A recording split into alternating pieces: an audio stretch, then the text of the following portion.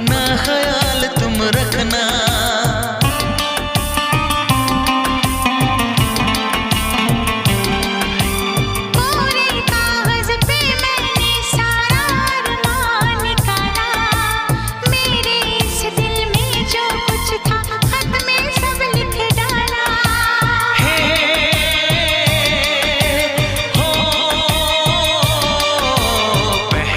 पहली बार शरारत की है,